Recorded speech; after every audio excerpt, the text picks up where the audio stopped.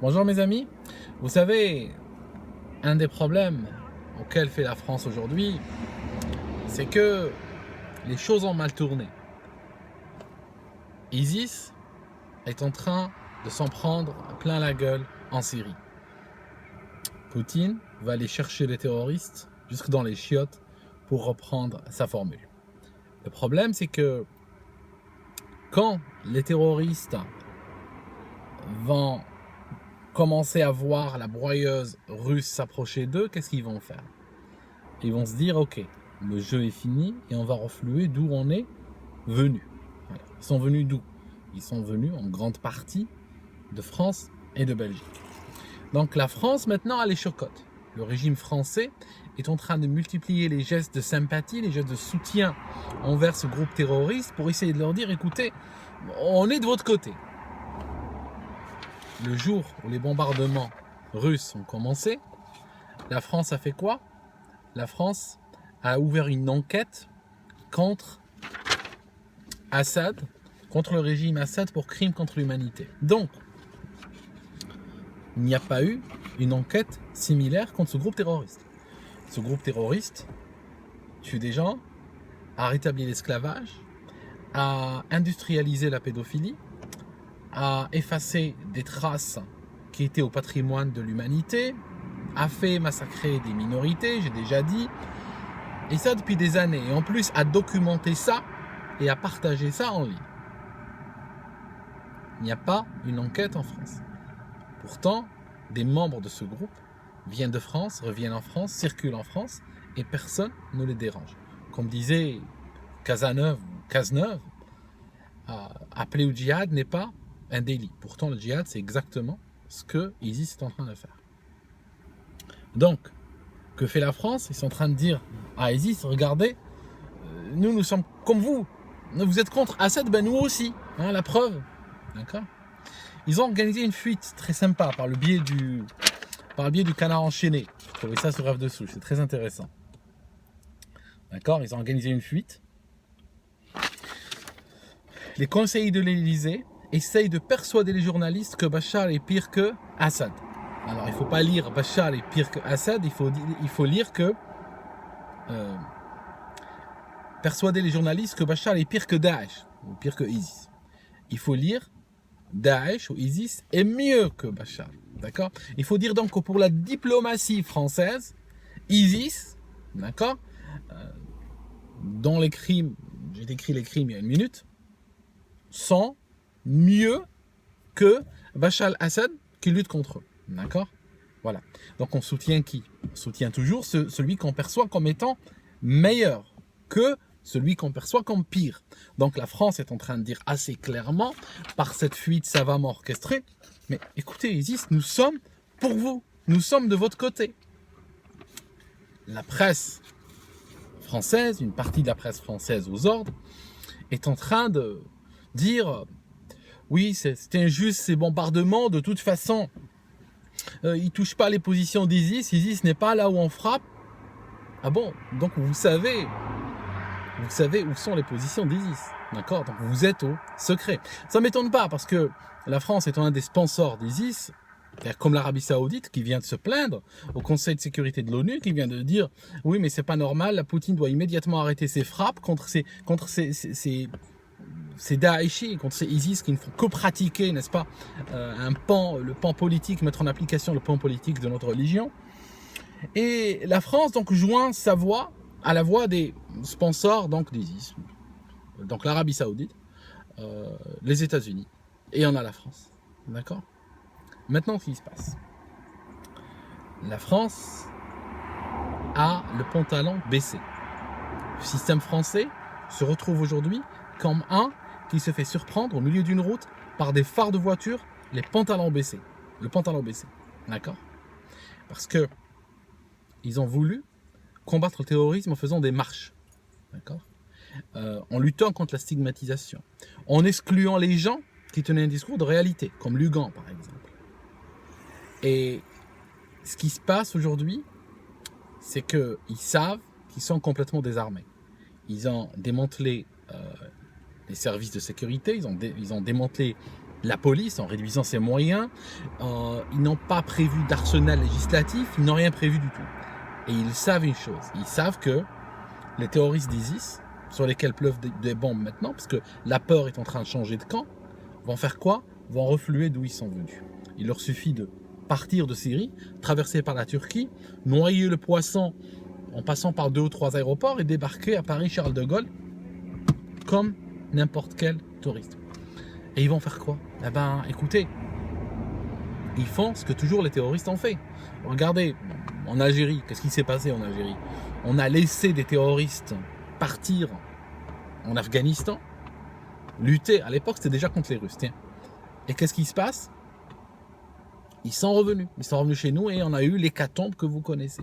Donc, la France se retrouve dans cette situation, mais avec aucun courage moral ou politique pour affronter les choses sérieusement.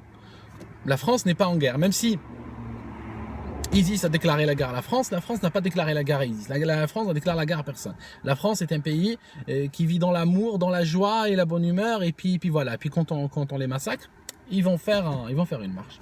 Et ce qui est étonnant, c'est qu'ils s'attaquent aujourd'hui, ça ne m'étonne pas, enfin, ils s'attaquent à Bachar al-Assad sur la base qu'il aurait utilisé des bombes barils. Alors, je ne sais pas sur le marché s'il n'a pas trouvé des bombes en forme de suppositoire. Il a trouvé que des bombes sous forme de barils. Et de la même façon, on peut dire que la France, le jour où le raid a commencé à tirer et à tuer Koulibaly ou autres ou les frères Kouachi, ils ont flingué des otages. Il y a eu des otages qui ont été tués. À Dresde, 3 mois avant la fin de la Deuxième Guerre mondiale, il y a eu un bombardement où 25 000 personnes sont mortes pour rien. D'accord? Des civils. Donc, on peut dire de la même façon que les Alliés faisaient le jeu des nazis à l'époque, ou bien que le raid qui a attaqué les frères Kouachi et Koulibaly faisait le jeu du terrorisme. D'accord? C'est quelque chose qui est complètement aberrant. Deuxièmement, on nous sort des trucs du genre, oui, ils sont en train de bombarder les positions des rebelles, n'est-ce pas, rebelles, genre Robin des Bois, n'est-ce pas? Quand on était petit, on a tous lu, hein, il y a 900 variantes, paraît-il, de l'histoire de Robin des Bois. Et donc, les gens, depuis leur enfance, une sorte de sympathie envers les rebelles. Donc, on a des rebelles, n'est-ce pas, qui se lèvent le matin en Syrie, et puis le pauvre rebelle, tu sais ce qu'il fait? Alors, de 8h du matin jusqu'à midi, il va tirer sur ISIS, n'est-ce pas? Il va tuer des pédophiles, il va tuer des assassins, des terroristes et tout ça. Puis à partir de midi, il mange. Et puis après, il va attaquer les positions du régime syrien, n'est-ce pas? Donc ça, c'est le pauvre rebelle qui a ouvert la guerre sur 2 fronts et puis qui mérite notre soutien, n'est-ce pas? En fait, le rebelle n'existe pas. Le rebelle, je vous dis où il existe, le rebelle. Le rebelle n'existe que dans un seul endroit. Il existe dans les reçus que donne ISIS contre les armes et l'argent qu'ils reçoivent. Quand des États comme la France, les États-Unis et l'Angleterre vont fournir des armes aux terroristes, les terroristes ne vont pas raisonnablement signer Daesh sur le reçu. D'accord? Ils ne vont pas signer Daesh. Ils ne vont pas signer ISIS. D'accord? Parce que ce n'est pas très... D'accord? Tu peux pas. C'est comme tu mets une croix gammée. Tu peux pas. Donc qu'est-ce qui se passe? Les rebelles, qu'ils appellent c'est ISIS, se font appeler rebelles. Ils signent rebelles, n'importe quel nom, avec un mélange de politique et de religion. Puis après, ils prennent les armes, ils prennent l'argent, et puis ils vont rejoindre leur camp.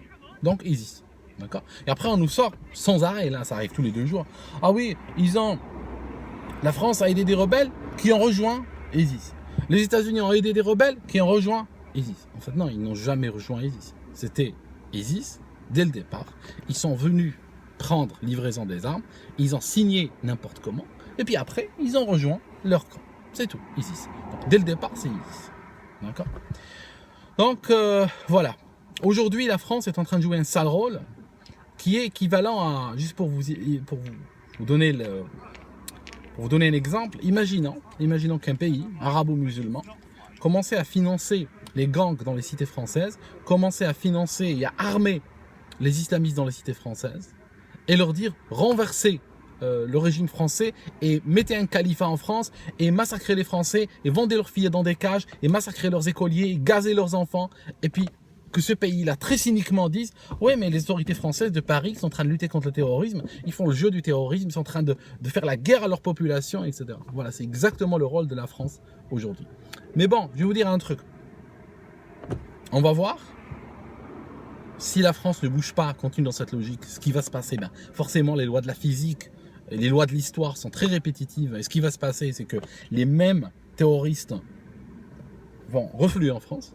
Ils vont commencer à attaquer en France. Et on va voir combien le raid, combien la police, combien l'armée française arriveront à faire de victimes non collatérales. On verra si la France aura de meilleurs résultats, aura de meilleures statistiques sur la collatéralité des attaques que ISIS ou que Bachar ou que le régime algérien ou autre à l'époque où il luttait contre le terrorisme.